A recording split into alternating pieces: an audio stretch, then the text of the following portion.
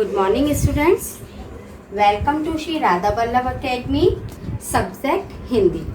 आज हम आपका जो सेकंड बुक है कृतिका, उसका फर्स्ट चैप्टर पढ़ेंगे इस जल प्रलय में। सबसे पहले आपको जो ये पाठ है उसके शीर्षक का मतलब यानी अर्थ पता होना चाहिए। अर्थ है आप इसका है इस जल प्रलय का अर्थ होता है जल से होने वाली प्रलय यानी विनाश लीला। अत्यधिक जल होने से, जहाँ पे या शहर हो या गांव हो, जहाँ पर अत्यधिक जल हो जाता है, उस जल से जब जन धन की हानि होने लगती है तो उसे कहते हैं जल प्रलय। और इस जल प्रलय के कारण भी बहुत से हो सकते हैं। प्राकृतिक आपदा हो सकती है यानी अत्यधिक बारिश हो जाए, अत्यधिक वर्षा होने के कारण भी जल प्रलय आ सकती है जो बाढ़ का रूप ले लेती है। किसी बांध में या नहर में अगर बहुत ज़्यादा जल हो जाता है तो वो अपनी सीमाओं को पार करके गाँव और शहरों में आ जाता है। उससे भी गाँव और शहरों में जो मकान हैं या व्यक्ति हैं उनके डूबने या उनके सामान के डूबने की जो स्थिति पैदा हो जाती है उसको कहते हैं जल प्रलय। ठीक है, अब हम अपने इस पाठ के जो लेखक हैं फणीश्वर नाथ रेणु, इनके बारे में जानेंगे।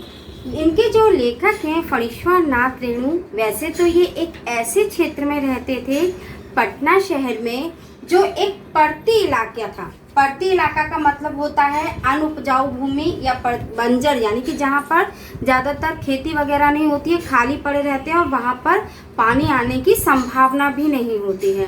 तो यहाँ पर अन्य बाढ़ों से जो व्यक्ति पीड़ित होते थे वो यहाँ पे शरण लेते थे। लेकिन जब इनके शहर में ही अत्यधिक वर्षा हुई तो अत्यधिक वर्षा से वहाँ पर भी बाढ़ की स्थिति पैदा हो गई। तो इस वाले लेख में ये एक रिपोर्टाज है, ये गद्य की एक विधा है रिपोर्टाज। रिपोर्टाज का अर्थ होता है रेडियो पर प्रसारित करने योग्य रिपोर्ट, यानी कि मौखिक रूप से रिपोर्ट तैयार करना। इसमें उस क्षेत्र में जितने भी जो भी कार्य होते हैं, बाढ़ का आना या व्यक्तियों के जन धन की हानि का जो दृश्य होता है, वो सब इस पाठ में, इस रिपोर्ट में लेखक ने बहुत ही मर्मस्पर्शी तरीके से अपने इस लेख में लिखा है। तो अब मैं इस पाठ को एक्सप्लेन करती हूँ, बहुत ध्यान से आप लोग पढ़ना। ओके, अब हम इस पाठ को पढ़ते हैं। सबसे पहले हमारे जो इस पाठ के लेखक हैं फणीश्वर नाथ रेणु, इन्होंने अपने इस पाठ में बिहार के पटना शहर में आने वाली बाढ़ का सजीव चित्रण किया है। लेखक का गांव ऐसे इलाके में है जहां चारों ओर के बाढ़ पीड़ित लोग शरण लिया करते थे। मैंने आपको पहले ही बताया था कि जो लेखक रहते थे वो पर्वतीय क्षेत्र में रहते थे जहां पर बाढ़ आने की संभावना कम होती थी। इसलिए लेखक न तैरना जानते थे, न उन्होंने कभी बाढ़ का कहर ही भोगा था। भोगा मतलब उन्होंने कभी बाढ़ का जो कहर होता है वो भी नहीं देखा था। पर बाढ़ पर लेख जरूर लिखे थे, लेख बहुत लिखे थे, लेख, कहानी, रिपोर्टाज उन्होंने बहुत सारे लिखे थे। और अपने उपन्यासों में बाढ़ की विनाश लीला के अनेक चित्र उन्होंने बताए थे कि किस तरह से बाढ़ के घिरने का जो अनुभव है उन्हें पटना शहर में, अपने ही शहर में हुआ। 18 घंटे की लगातार बारिश ने पटना शहर को डुबाना शुरू कर दिया। मतलब बहुत ज़्यादा अत्यधिक बारिश हुई, इससे जो शहर है उसका जो पश्चिमी इलाका था वो बहुत ऊंचा यानी छाती भर, यानी कि बहुत ऊंचे तक वो पानी से भर गया।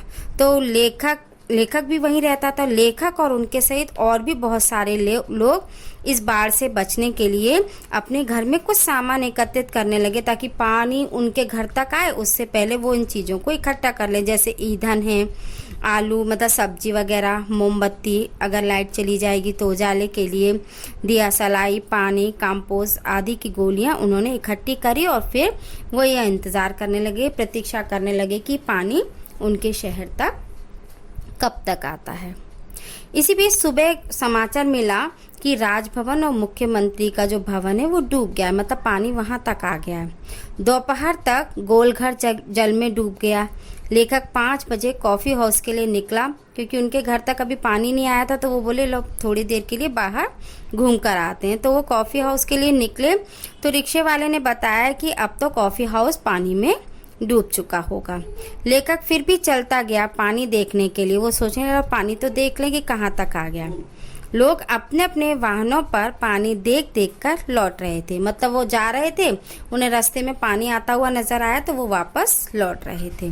लेकिन उत्साह में सब कुछ डूबने की बातें कर रहे थे। उन्हें उत्साह हो रहा था देखने का कि पानी कहाँ तक आ गया, तो सब बातें कर रहे थे कि कहाँ तक पानी आ गया। कॉफ़ी हाउस बंद कर दिया था।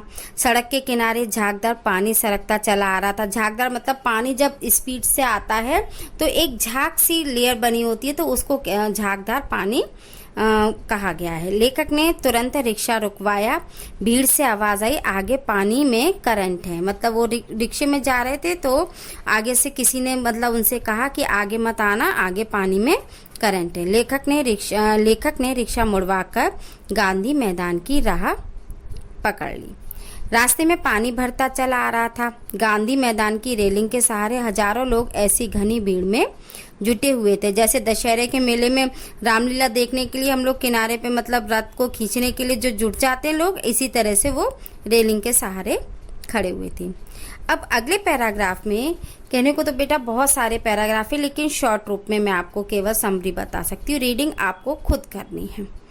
अब देखो, जब पानी आता हुआ दिखता है तो चारों तरफ भय और शोर का वातावरण हो जाता है। तो उसमें धीरे धीरे हरियाली पानी में डूबती जा रही थी। इसी बीच एक ग्रामवासी, मतलब गंवार को कहते हैं ग्रामवासी या असभ्य, गंवार मुस्टंडा बोला, जब दानापुर डूब रहा था तो पटनिया बाबू लोग उलट कर देखने भी नहीं गए। अब बुझो लेखक को लगा यह आम दुखी ग्रामीण के मन के स्वाभाविक प्रतिक्रिया है। देखो, इसमें जो ये मुस्टंडा जो गंवार ग्रामवासी है, इसके इस वाक्य को कहने के पीछे एक प्रतिक्रिया है, मतलब उसके मन में एक व्यथा थी। ये कथन जो है वो आम लोगों के मन में जो बैठी हुई ईर्ष्या द्वेष की जो दुर्भावनाएं होती हैं उस पर गहरी चोट की गई है। गांव और शहर का अंतर स्पष्ट किया। अंतर तो दोनों सदा से बना हुआ है, अतः ग्रामीण और नगर वासियों के मन में आपसी कटुता की भी घर किए रहती है। यही कटुता जो होती है उस गंवार के, मतलब गंवार जो मुस्टंडा मतलब अच्छा तगड़ा मोटा ताजा जो होता है उसको कहते हैं, मुस्टंडे के वचनों से यानी कि बोलने से प्रकट हुई थी। वह चाहता है कि बाढ़ से पटना वासियों का भी बुरा हो ताकि वो भी गांव वासियों की तरह दुखी हों। मतलब उसका मन है जैसे गांव में लोग दुखी होते हैं पानी भरने से, ऐसे ही जब शहर में पानी आया तो शहरवासी भी ऐसे ही दुखी हों। उनके इस वाक्य से प्रकट हो रहा है। शाम के 7:30 बजे पटना आकाशवाणी से समाचार प्रसारित हो रहा था। पानी हमारे उस स्टूडियो की सीढ़ियों पर पहुंच चुका है और किसी भी क्षण उस स्टूडियो में प्रवेश कर सकता है। लेखक का दिल दहल उठा। मित्र भी भयभीत हो उठे, किंतु वे तुरंत ही संभल गए क्योंकि उन्होंने चारों ओर खड़े लोगों को परेशान, मतलब उन्होंने देखा कि चारों ओर जो लोग खड़े हैं वो परेशान नहीं थे बल्कि उत्साहित थे।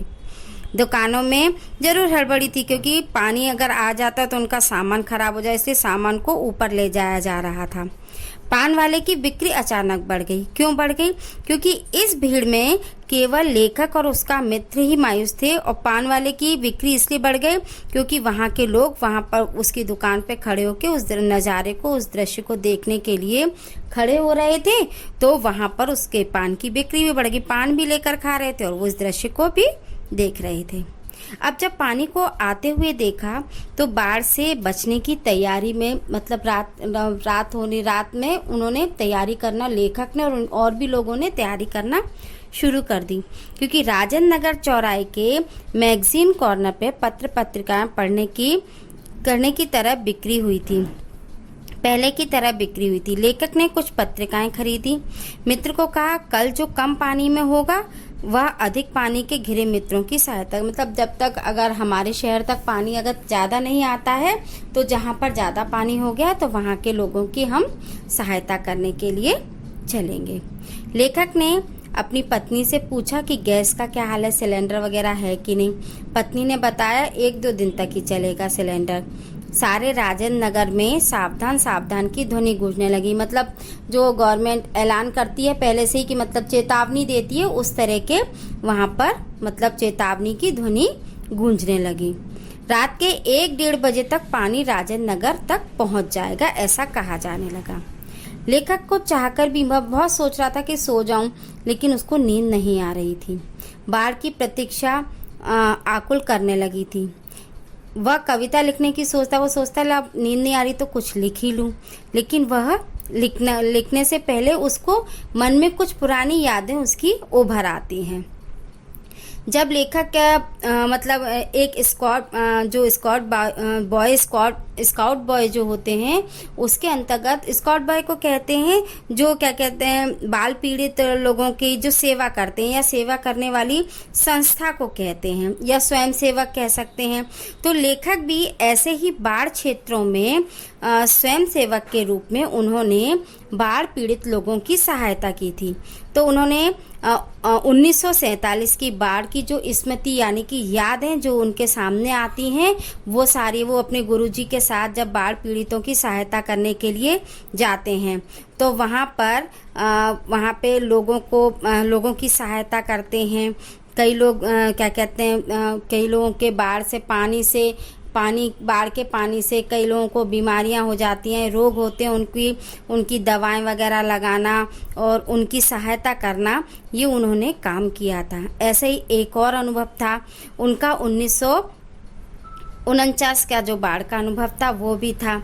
महानंदा नगरी में बाढ़ आई थी, तब उन्होंने अपने साथियों के साथ वहाँ के जो बाढ़ पीड़ित लोगों थे उनकी भी उन्होंने सहायता की थी। अब उन्होंने एक दृश्य और बताया था, जब 1967 में जब पुनपुन का पानी राजेंद्र नगर में घुस आया तो कुछ मनचले युवक युवतियां फिल्मी दृश्य की भांति नाव पर पिकनिक का मजा लूटने, केवल ये वहां पर मतलब उन्होंने कई एक जगह की उनकी जो यादें थी वो उन्होंने इसमें बताई हैं कि जैसे उन्होंने पहले दो क्षेत्रों की बाढ़ों में उन्होंने सहायता करने के बाद उनको कुछ लोगों की बातें भी याद आई, जैसे कुछ मनचले युवक होते हैं जो इसमें भी मजा लेते हैं, तो वो क्या कहते हैं उनके बारे में भी उन्होंने इसमें पाठ में लिखा है। अब इसके बाद उनका बाढ़ का आने का जो अनुभव था वो उनकी स्मृतियां जब खत्म हुई, अब उनको लगा कि अब बाढ़ का पानी शायद उनके घर तक भी आ जाएगा। तो वह सोच रहे रात के 2:30 बज गए, पानी नहीं आया, न जाने क्या देवीय चमत्कार हो गया। वो सोचने लगे न जाने कौन सा चमत्कार हो गया कि पानी अभी तक नहीं आया। अचानक लेखक को अपने स्वजनों और मित्रों की याद आई। उन्होंने अपने टेलीफोन घुमाया परंतु टेलीफोन बंद थे। मन में आया कि इस समय कुछ लिखना चाहिए, परंतु नहीं। अचानक पुरानी यादें आने लगी उन्हें। पिछले साल अगस्त में छाती भर पानी में खड़ी एक गर्भवती स्त्री की मूर्ति उनके मन में आ गई, जो गाय की तरह टुकुर टुकुर निहार रही थी। ऐसे ही भीड़ों के झुंड की कल्पना करते करते लेखक की आंखें मूंद गई। उनको जो बाढ़ के से जो पीड़ित लोग होते थे, उन पीड़ित लोगों के जो दृश्य हैं उनके आंखों के सामने घूमने लगी। अचानक लेखक को नींद से जगाया गया। सुबह के 5:30 बज गए थे। चारों ओर शोर था। आ रहली है पानी आ गलो। लेखक ने आंख मलते हुए देखा, झाग फेन लिए पानी आ रहा है, ठीक वैसा जैसा कल शाम कॉफी हाउस के पास आता है। हर बस्ती के पास लगा जैसे पानी में बच्चे कूद रहे, परंतु नहीं, वहां एक मोड़ था, अतः अवरोध को पाकर पानी उछल उछल पड़ता था। पुलिस चौकी के पास पानी का पहला रेला आया। ब्लॉक नंबर 4 के नीचे भी पानी की लहरें नाचने लगी। अब मतलब यह है कि वो जो बाढ़ का पानी है वो लेखक के शहर तक आ गया था। लेखक दौड़कर छत पर चला गया। चारों ओर जल का कोलाहल था, मतलब चारों ओर पानी की जो आवाज होती है तेज, वह हो रही थी। लहरों का नर्तन, मतलब लहरें बहुत तेज तेज आ रही थी। गोलंबर के गोल पार्क के चारों ओर पानी ही पानी, तेजी से बढ़ता पानी। लहरें बहुत तेज हैं। सामने ही दीवार की ईंटें डूबती जा रही थीं। बिजली के खंभे का काला हिस्सा, ताड़ के पेड़ का तना सब डूब रहा था। हरियाली डूब गई। बचपन में बाढ़ देखी है, किंतु पानी का इस तरह आना नहीं देखा था। अगर रात को पानी आया होता तो लेखक भयभीत हो जाता। मन में आता कि काश इस समय एक कैमरा होता तो, या टेप रिकॉर्डर होता, या कलम होती, तो वह इस दृश्य को वो उस चीज़ से लिख सकता था, कैमरे में रिकॉर्ड कर सकता। परंतु अच्छा है कुछ भी नहीं है उसके पास, क्योंकि इस समय जो स्थिति पैदा हो रही थी पानी के आने से, बाढ़ के आने से, उससे लेखक इसलिए कह रहा था कि अच्छा हुआ उसके पास ये सब नहीं है। तो मैंने ये जो आपको पाठ के कुछ अंश इसमें एक्सप्लेन किए, पढ़ाया है, और इस पाठ का मैंने सार आपको पहले ही बताया था कि जल से आने वाली प्रलयकारी यानी विनाश लीला जो है वो इस पाठ में लेखक ने बताया है। अब आप इस पाठ की रीडिंग स्वयं करेंगे, स्वयं इसको पढ़ेंगे, तब आपका इस पाठ को और अच्छे से आपको समझ में आ जाएगा। Thank you.